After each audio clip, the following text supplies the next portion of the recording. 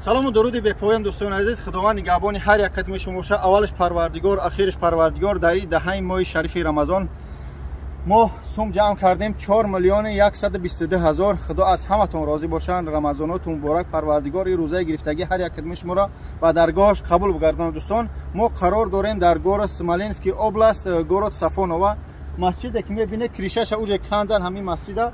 دوستان ما الحمدلله با یاری خداوند باز میگم با دستگیری شما سوم ما جمع کردیم. اکای دوملا هستن، برادر چچین هستن، این اکای استو هستن که ما یعنی سرجمعانه بود. حاضر خانه بعد دوملا میتیم ان شاء الله. بعد با خودم گاو میزنم. پیشتا بیو اکای دوملا گاو بزنم. بسم الله الرحمن الرحیم. الحمد لله رب العالمین والصلاة والسلام علی رسوله محمد و آله و اصحابه اجمعین.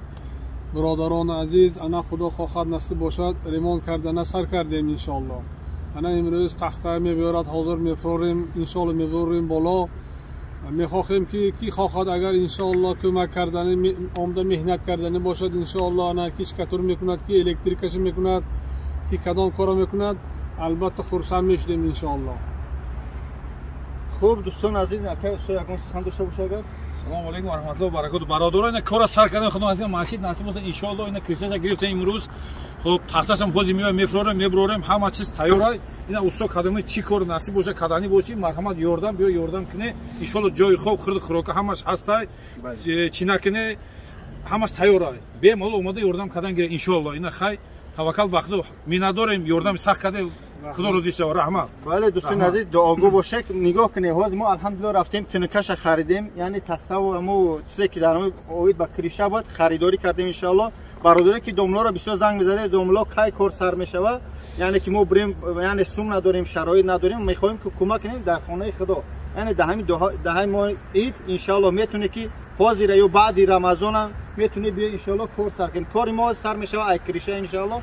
با هم تا اوستا میخوام با حرکت میکنیم که هر یک کاری سر میکنیم. از با ان شاء الله اگر که اسپیت کنیم ماشین بیام ما سیام کم میکنیم چه خریدار کنیم. پیش یه ویدیو موندم تماشا کنیم ان شاء الله. حرکت میکنیم هر یک ویدیو را یعنی چی میگم اچاد میسپریم که نه کریشش زدیم شکتور کردیم بیتون ریختیم ان شاء الله. حرکت میکنیم که چی میگم اچاد به شما رو بسپریم. دوستان عزیز کارتی که در همین بالای ویدیو میبینید رقمای خدمت است 93 خدمت من کارت بهادر برادر خدمت که ان شاء الله سومی که ما راسچاد گرفتیم یعنی که پیش از جنگا بود ما گفتیم که در 4 میلیون این بود میشه در ما 3.5 میلیون حساب کرده بودیم. با خیر 500,000 ما برزیات حساب کردیم.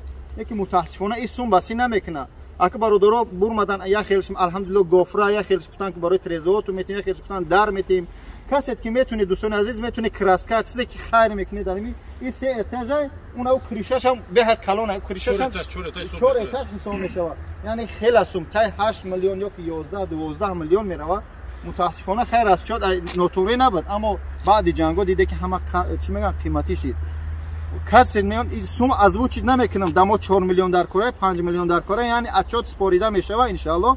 اما کارتر میمونم کسی که من زرپلات وقت نگرفتی نو گرفتی نو مقصد سوم دار شدی در همین کارتر پارتوفتا میگیره کارتر اچاد میشه ان شاء الله که در تحت نظارت خدمت اکای منصور ولایت الله اکای بلو یعنی که در تحت نظارت کدمت که میتونه در همین کارتر پارتوی به خاطر خدا چی قدر میتونه 1 روبل 10 روبل فرق نداره. ما چند قدر سوم جمع شد با ما هم قدر خوب میشه. از ما تخته خریدیم ان شاء الله یک برادر 80,000 پروست خرید تخته خیلی ان شاء الله بهت برادر بسیار خدا حفظ کنه. دعاگو باشه در تحت نظارت باشه. اینا کرانم اومد کران اینجا اومد اینا کرانم اومد مقصد ان شاء الله کارا اوج جنبیده شدن. تک شد دعاگو باشه. دعا میکنه پروردگار احد آسمان پروردگار قبول کنه آسان کنه. آمین الله اکبر.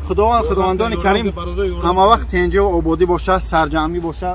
الحمدلله این تنجه آبادی وطن است که امروز تاجیکا یعنی این هم که برادر چچنن ما الله شاهده که اولش مسلمان فخر چی میگن فخری مسلمانی که تکبری نشه فخر میکنیم که تاجیکا در همینجا اومده مسجد کرده ایستادن مسلمانیم الحمدلله قوت گوش میگیریم. یعنی که تاجیکستان که آباد هسته امروز ما میتونیم که با از پسنداز خودمون مسجد بسازیم. فقط آگاه باشه رحمت برای همه دوستان مقصد دستگیریتون که یعنی که کارگرای کمک بالا را آمدن مقامات بالا را الحمدلله دستگیری کنه از خصوصا وطن عزیز.